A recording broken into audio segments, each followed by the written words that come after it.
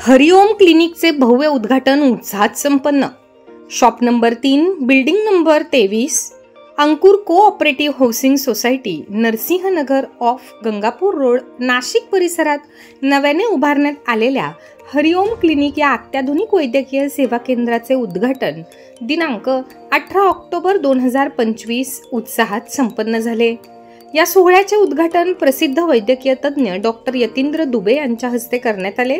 या प्रसंगी डॉक्टर ओंकार उल्हास आराधी, त्यांचे कुटुंबीय, नातेवाईक तसेच मित्रपरिवार मोठ्या संख्येने उपस्थित होते।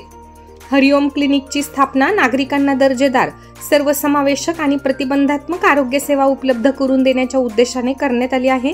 क्लिनिकच्या माध्यमातून रुग्णांना general medicine, diabetes, blood pressure, वृद्धापकालीन आजार तसेच आपत्कालीन आरोग्य सेवा या सर्व सुविधा आधुनिक उपकरणांसह उपलब्ध करून देण्यात येणार आहेत। डॉक्टर ओंकार आराधी म्हणाले, इतर क्लिनिकपेक्षा हरिओम क्लिनिकमध्ये आम्ही रुग्णकेंद्री दृष्टिकोन ठेवला आहे। निदान, उपचार आणि प्रतिबंध या तिन्ही टप्प्यांवर आरोग्य सेवा देणे हे आमचे उद्दिष्ट आहे। हरिओम क्लिनिक हे प्रामाणिकपणा, सेवाभाव आणि विश्वास या मूल्यांवर आधारित कार्य करणार असून नाशिककरांसाठी हे नवे आरोग्य सेवा केंद्र एक आदर्शवत ठरेल। हरिओम, मी डॉक्टर ओंकार उल्हास आराधी। आज दिनांक 18 तारखेला मी माझं हरिओम क्लिनिक ओपन केलेलं आहे। त्याचा पत्ता आहे नरसिंहनगरला गंगापूर रोड येथे Ankur society, shop number 3, building number 23। Doctor साहेब, क्लिनिकच्या माध्यमातून तुम्ही नागरिकांना कोणत्या सुविधा उपलब्ध करून देणार आहे, काय सांगाल?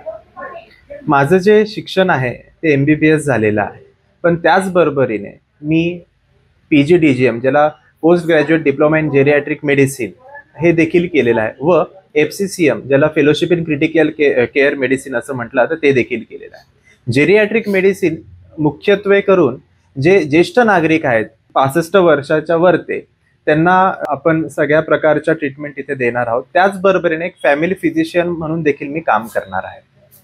इतर क्लिनिकपेक्षा हरिओम क्लिनिकमध्ये काय वेगळेपण असणार आहे, काय सांगा?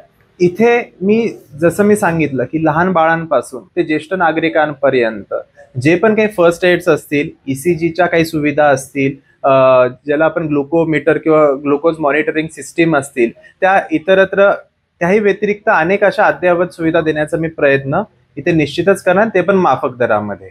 सध्या नागरिकांमध्ये कोणते मुख्य आरोग्य विषयक प्रश्न आहेत, काय सांगा?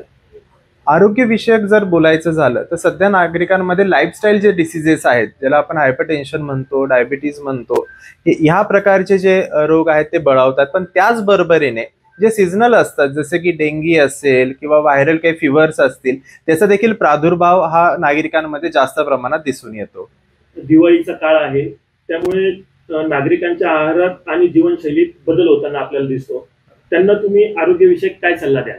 दिवाळीच्या काळामध्ये मुख्यत्वे करून संक्रमणाचा वेळ असतो की थंडी वाढत जाते, पण त्याचबरोबरीने जे आपण म्हणतो की वातावरणामध्ये देखील विशेष बदल होतात। काही वेळेस फटाक्यांच्या धुरामुळे होऊ शकतं किंवा आवाजाच्या नॉईजमुळे होऊ शकतं, तर अशा पद्धतीने होऊ शकतं। कधी कधी बर्न इंजुरीज पण होऊ शकतात। तर त्याच्या मध्ये आपण अनेक प्रकारच्या जर काळजी घेतली तर निश्चितच आपण त्या प्रकारांपासून किंवा त्या आजारांना निश्चितच आपण दूर ठेवण्यात यशस्वी होऊ शकतो। पुढील काळात हरिओम क्लिनिक मार्फत कोणते सामाजिक आरोग्य उपक्रम राबवण्याचा तुमचा मानस आहे का?